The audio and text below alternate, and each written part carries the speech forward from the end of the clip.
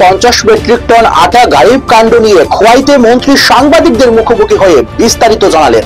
ঘটনার সুষ্ঠু তদন্তের দাবি জানিয়ে ইতিমধ্যেই বিধায়ক নির্মল বিশ্বাস মাননীয় খাদ্যমন্ত্রীর উদ্দেশ্যে চিঠি লিখেছেন এবং মন্ত্রীও এই বিষয়টি স্বীকার করেছেন যে তিনি চিঠি পেয়েছেন। পাশাপাশি আরো বিস্তারিতভাবে জানালেন মন্ত্রী সুশান্ত চৌধুরী।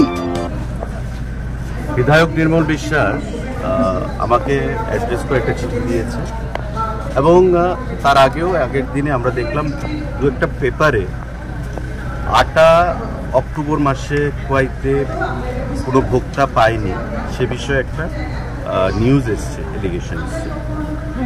তো আমি বলবো যে দপ্তরের মন্ত্রী হিসেবে আমি স্বীকার করছি যার চিঠির প্রাপ্তি, আমি ওনার চিঠি পেয়েছি এবং তার আগে এখানে এসডিএম আছেন খোয়াই, ওনার সঙ্গে মিট করে তারা ডেপুটেশনও প্রদান করেছে।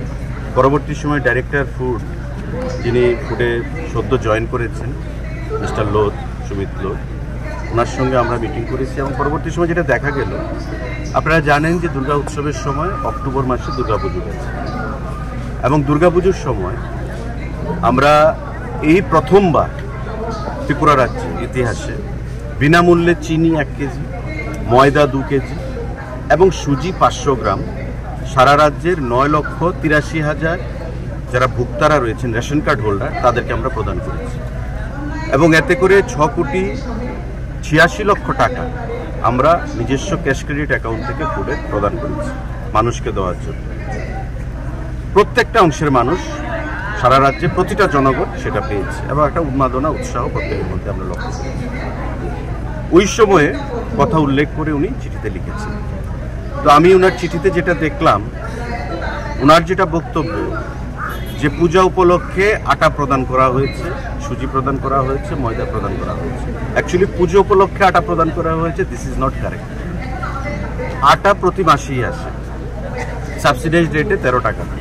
আমরা বিনামূল্যে আটা দিই, বিনামূল্যে আমরা ময়দা দিয়েছি, চিনি দিয়েছি এবং সুজি দিয়েছি। ওই সময় যেহেতু পূজার মরশুম ছিল, আপনি জানেন যে এখানে একটা কোঅপারেটিভ আছে যারা এটা নমিনি, যারা আনে আটা এবং রেশন ডিলাররা কাছে যায় পরে, এবং সারা রাজ্যে 2,059টার মতো রেশন ডিলার রয়েছে, রেশন শপ। প্রত্যেকের কাছে কিন্তু জায়গা সঠিক নেই, মানে অনেকের কাছে বেশি জায়গা রয়েছে স্টোরেজের জন্য, অনেকের কাছে কম জায়গা রয়েছে স্টোরেজের জন্য। যেহেতু আমাদের প্রায়োরিটি ছিল ময়দা, সুজি এবং চিনি, তাই তারা আটাটা একটু পরবর্তী সময়ে মানে লেট করে এনেছে। স্বাভাবিকভাবেই মানুষ পায়নি বা টাইমলি পায়নি, কিন্তু এর অর্থই নয় যেখানে কোনো ঘোটালা হয়েছে বা কোনো অনিয়ম হয়েছে। আমরা দপ্তরকে বলেছি, দপ্তর এটা খোঁজ খবর করে এসডিএম এর সঙ্গেও কথা বলেছেন। ওদের যারা অবজারভেশন বা ফাইন্ডিংস, সেটা হচ্ছে পুজোর মরশুমে যেহেতু মানুষের মধ্যে একটা কারাকারি ছিল বা উন্মাদনা ছিল যে তাড়াতাড়ি ওই বিনামূল্যে যেটা এসছে চিনি, সুজি এবং ময়দা, সেটা তাড়াতাড়ি নেওয়া, সেটাকে যে স্টোর করতে হয়েছে, একটা বিশাল পরিমাণ জিনিস স্টোর করতে হয়েছে, তাই ময়দাটা সঠিক সময় স্টোর করা, আর আটাটা এটা স্টোর করা যায়নি।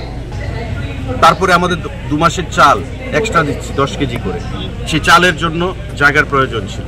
তো অল পুট টুগেদার চালের, সুজির, ময়দার এবং চিনির জন্য যে স্পেস প্রয়োজন ছিল, এখানে হয়তো স্পেসের শর্টেজ ছিল, তার কারণে আটাটা আসেনি।